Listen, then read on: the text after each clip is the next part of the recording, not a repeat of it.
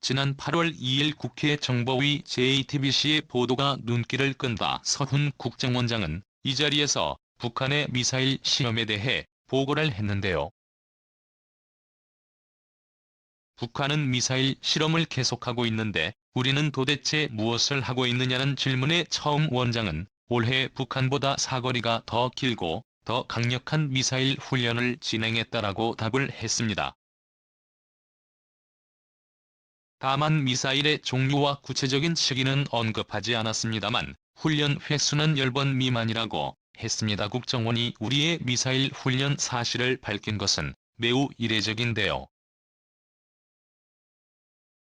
북한의 미사일 시험을 놓고 우리의 방위력 문제가 제기되는 데다가 한국 땅을 중심으로 핵무장론까지 나오는 것을 의식한 것으로 풀이됩니다.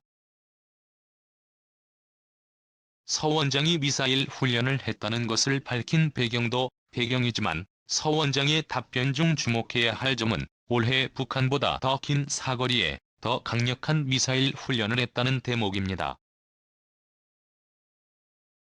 북한이 지난달 25일 발사한 미사일의 비행거리는 6km였습니다. 그럼 북한이 발사한 미사일의 비행거리 600km보다 길고 더 강력한 대한민국의 미사일은 어떤 것이 있을까요? 3차 미사일 지침 개정을 언급하는 해당 기사의 문맥을 감안해보면 바로 사정거리 800km의 탄두 중량 약 2톤 이상의 현무포탄도 미사일 발사 시험을 실시했을 뿐만 아니라 시험 결과도 좋게 나온 것이 아닐까 추론해볼 수 있는데요. 현무포탄도 미사일의 개발과 실전 배치는 급비상황이므로 예단할 수는 없지만 2017년 3차 미사일 지침 개정 시 정부는 분명히 현무포 미사일의 개발과 실전 배치는 2019년 즉 올해로 발표를 했습니다. 자, 시간을 한미 미사일 지침 개정을 했던 2017년으로 돌려볼까요? 2017년 북한의 6차 핵실험 직후 본격화된 한미 양국 간 지침 개정 논의가 한미 정상회담을 통해 한국의 탄도미사일에 대한 탄두 중량 제한을 완전히 해제하자는 미사일 지침 개정에 합의했는데요. 이에 따라 우리 군은 사거리 800km의 탄도미사일에 2톤급 고위력 탄두를 장착한 신형 탄도미사일을 개발할 수 있게 되었습니다. 중부 이남에서 핵무기급 파괴력으로 북한 전역을 타격할 수 있는 능력을 확보하게 됐죠. 그런 여기서 탄도미사일의 특징과 한미 미사일 지침에 대해 잠깐 알아보고 갈까요? 미사일은 어떻게 날리는가에 따라 순항미사일과 탄도미사일로 구분하지. 탄도미사일은 로켓을 동력으로, 순항미사일은 제트 엔진 즉 자체 힘으로 날아간다는 차이가 있습니다. 사거리는 100km에서 13,000km에 이르는데 비행 방식은 대기권 및 상층 대기권을 탄도 비행한다는 것입니다. 비행고도의 경우 최고 300로 높이로 대관 밖에서 진입이 가능하고 약 45도의 높은 각도로 강하 공격할 수 있어 요격할 수 있는 방어 수단도 제한적입니다. 정확도는 사거리에 비례해서 탄창 오차가 증가하지만 일반적으로 수백 미터에서 수킬로 내외로 알려져 있습니다. 순항미사일이 정밀도가 장점이라면 탄도미사일의 장점은 빠른 비행속도와 파괴력입니다. 축구장 수십 개를 단숨에 초토화시키자. 추진 방식은 단일다단 액체 추진 로켓 및 고체 추진 로켓을 사용합니다. 속도는 초속 약 3km로 F-15 전투기의 최대 속도의 약 2배에 이르지요. 발사체로는 고정식 발사대, 이동식 차량 잠수함 등이 있습니다. 전략적 혹은 정치적 위협이 목적으로 피해가 커 공포감 조성에 유리한 무기입니다. 탄도미사일은 특정 목표에 집중 공격이 가능하기 때문에 방어하는 시스템의 배치와 운용에는 막대한 비용 및 기술이 필요하죠. 때문에 상대국에 대해 절대적 위협을 가할 수 있습니다. 한미 미사일 지침은 1978년 박정희 대통령의 지시로 시작돼 한국 최초 탄도미사일 개발에 성공했습니다. 대꿈 계획은 1960년대 북한 일선 부대의 청와대 인근 침투 사건인 1.2 사태 등으로 남북한 군사적 긴장이 최고조에 달한 상태에서 추진된 최초의 국산 미사일 개발 사업입니다. 이에 대해 미 카터 행정부가 반대를 표명했고 이듬해 존 위컴 주한미군 사령관이 탄도미사일 개발을 중단하라며 보낸 권고 서한입니다. 당시 노재현 국방장관은 사거리 180km로 제한하는 것에 대한 서면 동의를 했죠. 그럼 그동안 얼마나 어떻게 개정되어 왔을까요? 1990년에 사거리 180km 탄두 중량 500km로 제한을 한 이후에 2001년 북한이 대포동 1호를 발사하지요. 이를 계기로 김대중 대통령이 방미해 미사일 사거리를 기존 180km에서 500km로 확대할 것을 요구했으나 당시 클린턴 행정부와의 협의 끝에 참로 조정했습니다. 미국은 이때의 탄도미사일의 이탈 킴스를 한국에 판매하죠. 2012년에 북한의 장거리 미사일 은하 3호와 광명성 3호를 발사하자 미사일 사거리 및 탄두 중량에 대한 트레이드오프 개념을 적용해서 탄두 중량이 500km인 경우에는 사거리는 800km까지 연장 가능하도록 합의했습니다. 하지만 탄두 중량 500kg은 기술 후진국이 제작 가능한 저성능 무기 최소 중량으로 사거리 800km 밖에서 타격을 해도 효과가 크지 않고 중량을 2톤까지 확대해 파괴 효과를 극대화해도 북한의 미사일 기지 26곳, 그러니까 500km 내외의 목표 지점 타격이 불가능하다는 점에서 한계가 명확하게 존재했습니다.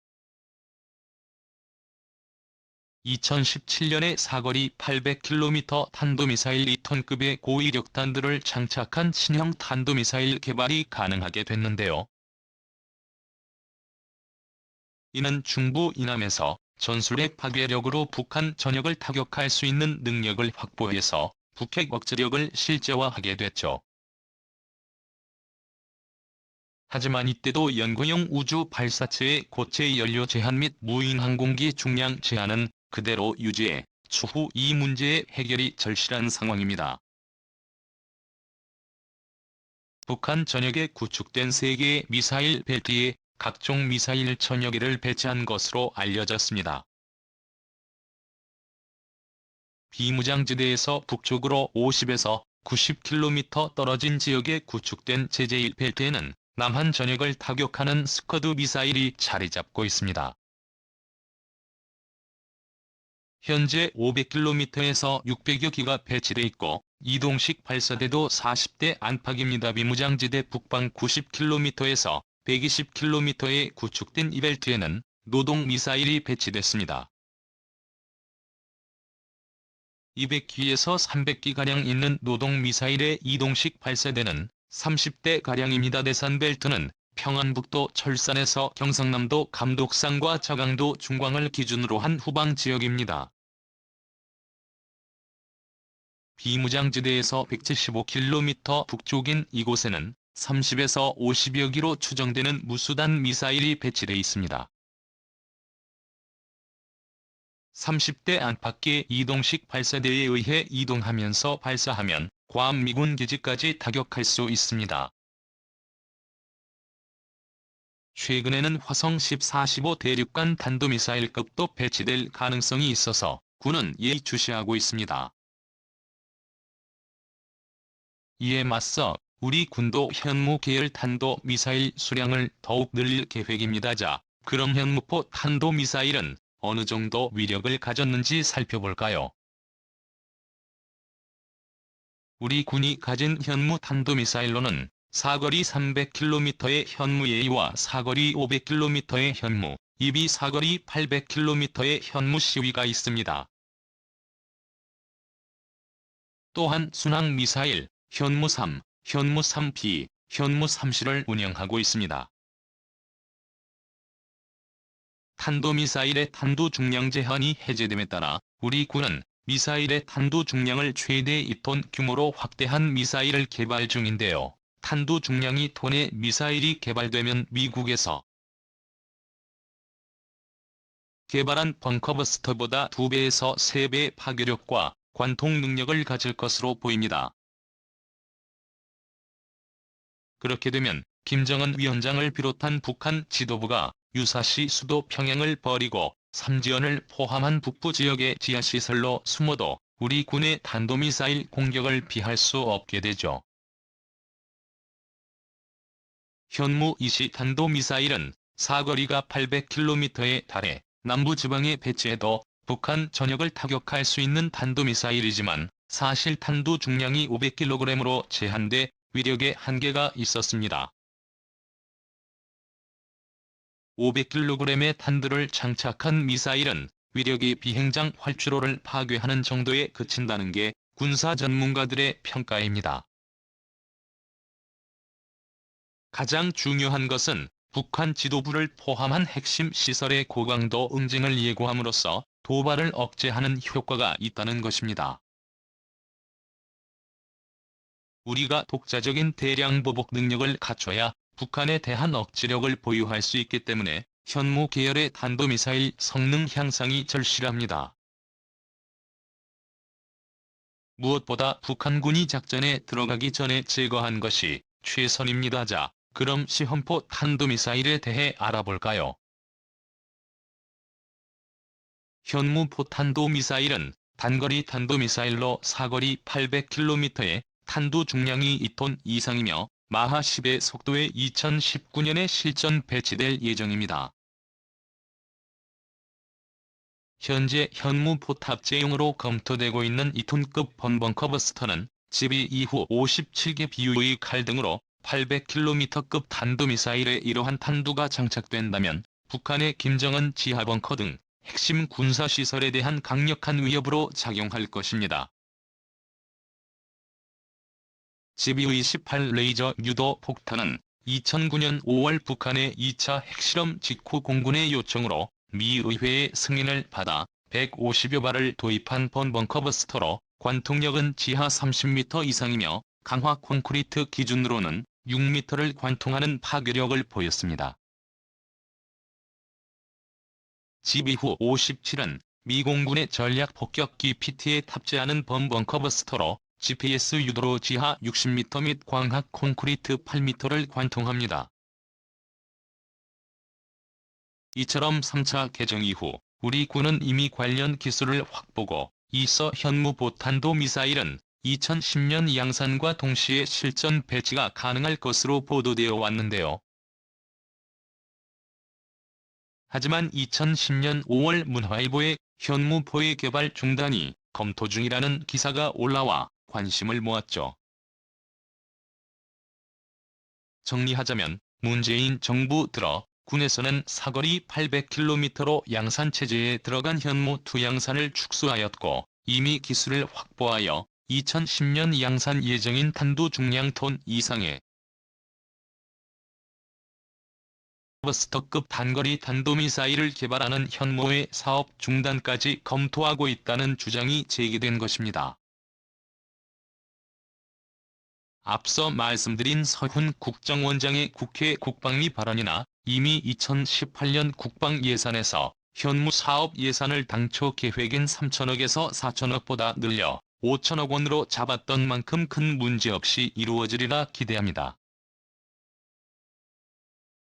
특히 추력 평양 노즐 TS 도료와 저비탐 설계 등의 신기술을 적용하고 탄두 중량 톤인 현무 보호미사일은 마하 10가량의 속도로 장에 낙하하기 때문에 이를 감안하면 항공기에서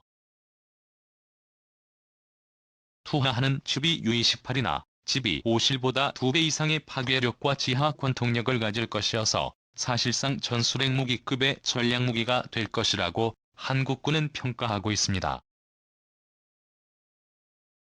이처럼 미사일 전력이 중요한 것은 다음과 같습니다. 공군과 해군력을 통한 응징보복에는 일정 시간이 필요하지만 지상미사일 전력은 즉시 대응에 나설 수 있다는 점인데요.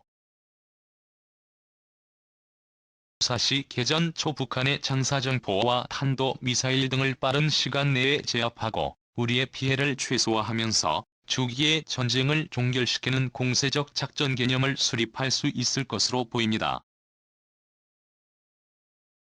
따라서 현무포탄도미사일 정도면 북한뿐만 아니라 잠재적으로 중일 등 가상 적국의 핵심 시설에 대한 전략적 파괴도 가능한 무기입니다.